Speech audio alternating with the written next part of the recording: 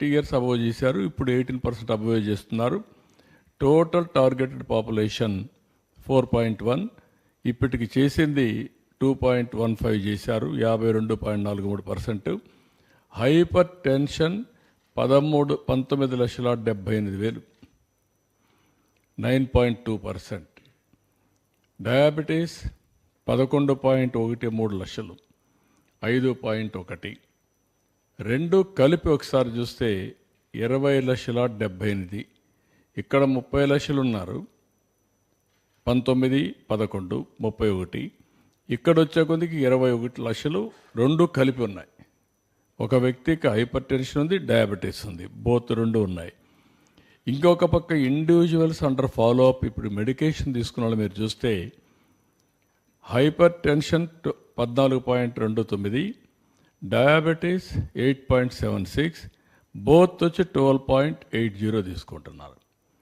అంటే దగ్గర మీకు ఇక్కడ 5 లక్షల మంది తీసుకోవడం లేదు, ఇక్కడ 3 లక్షలు తీసుకోవడం లేదు, రెండు కలిపితే దగ్గర 8 లక్షల మంది మెడిసిన్ తీసుకోవడంలో. వన్స్ మెడిసిన్స్ తీసుకోకపోతే అది రోజుకు పెరిగే పరిస్థితి వస్తుంది, ఇది క్రానిక్ అవుతుంది. అక్కడి నుంచి వేరియస్ ప్రాబ్లమ్స్ వచ్చే ప్రాబ్లం వస్తుంది. సైడ్ డిసీజ్, కిడ్నీ కానీ సో మెనీ సమస్యలు వస్తాయి, హార్ట్ అటాక్ కానీ ఇవన్నీ వచ్చే ప్రాబ్లమ్స్ వస్తాయి. ఇక్కడ టార్గెట్ 25% బై జూన్కంతా 100%, ఈ నెలలో 20% చేస్తున్నారు, మొత్తం జూన్కంతా 100% పూర్తి అవుతుంది. ఇది అయిన తర్వాత 100% సస్పెక్ట్స్ ఏదైనా ఉంటే మెడికల్ ఆఫీసర్ నుంచి పైన కూడా వెరిఫై చేసుకొని డేటా అంతా అప్డేట్ చేస్తారు. అక్కడి నుంచి ట్రీట్మెంట్ ఫాలోఅప్ యాక్షన్ స్టార్ట్ చేస్తాం. ఏ విధంగా చేయాలి, ఒక ప్రోటోకాల్ తయారు చేసి ఎస్ఓపి, స్టాండర్డ్ ఆపరేషన్ ప్రొసీజర్స్ పెట్టి దాని మీద ఏ విధంగా చేయాలనో మొత్తం చేయడం కోసం ఒక యాక్షన్ ప్లాన్ తయారు చేస్తున్నాం. నెక్స్ట్ ఇక్కడికి వచ్చినప్పుడు మీకు ఒక జిల్లాల వారీగా మీరు ఒకసారి చూస్తే ఇది ఇంట్రెస్టింగ్ డేటా. హైపర్ టెన్షన్ మొత్తం 19,78,699 మందికి వస్తే మేల్ వచ్చి 8,37,907 మంది, ఫిమేల్ 11,40,772. రీజన్ మనం ఒకసారి అనలైజ్ చేస్తే, నేను రఫ్గా అనలైజ్ చేశాను, ఇంకా డిపార్ట్మెంట్ చేయాలి, రఫ్గా అనలైజ్ చేశాను. మగవాళ్ళకి హైపర్ టెన్షన్ తక్కువ ఉంది, మీరు ఆడవాళ్ళకి హైపర్ టెన్షన్ వేస్తున్నారు. కాదు, లేదు, మీరు వేస్తున్నారు, వాళ్ళు పెట్టడం లేదు. వాళ్ళని మీరు అన్ని ఇబ్బందులు పెట్టి వాళ్ళకి హైపర్ టెన్షన్ వస్తూ ఉంది. ఇది ఆ ఎన్విరాన్మెంట్లో వచ్చే సమస్య, కుటుంబ వ్యవస్థలో వచ్చే సమస్య. అదే మరిగా వేరియస్ కారణాల వల్ల లేడీస్ ఎక్కువ స్ట్రెస్ తీసుకుంటున్నారు, మగవాళ్ళ కంటే లేడీస్ ఎక్కువ స్ట్రెస్ తీసుకుంటున్నారు. నెక్స్ట్ అది కూడా కోనసీమ నెంబర్ 1, కాకినాడ, ఎన్టీఆర్, ఏలూరు, కృష్ణా, వెస్ట్ గోదావరి, తక్కువ ఉండేది ఏఎస్ఆర్ అక్కడ. ఎందుకంటే వాళ్ళు హ్యాపీగా ఉన్నారు, ఇప్పటికి వాళ్ళకి ఆ ప్రాబ్లమ్స్ లేవు. నెక్స్ట్ ఇక్కడ డయాబెటీస్ చూస్తే 11,13,969, మేల్ 5,61,196 ఉంది, female 5,52,767, more or less equal. What is the reason? ఇక్కడ ఫుడ్ హ్యాబిట్స్.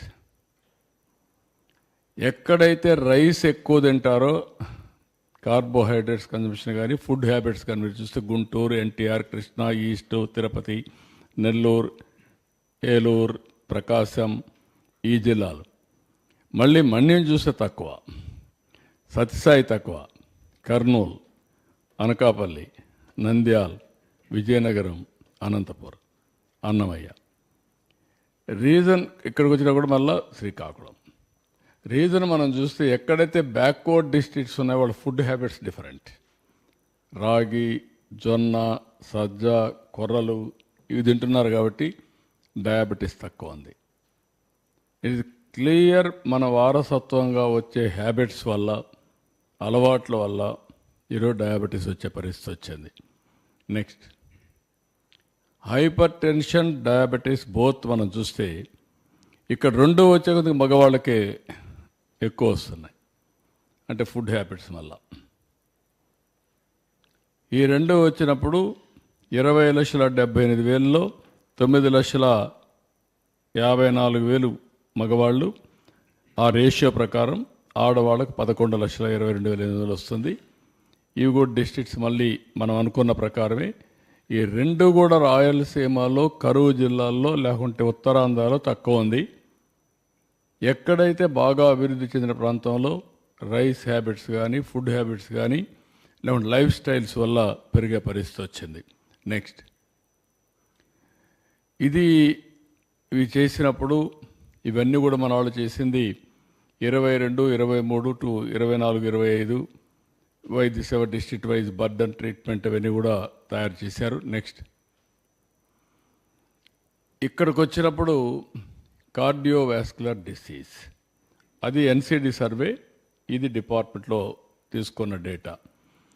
2,61,100 మంది మొత్తం కార్డియోవాస్కులర్ డిసీజ్ వచ్చిన వాళ్ళు ఉండేవాళ్ళు.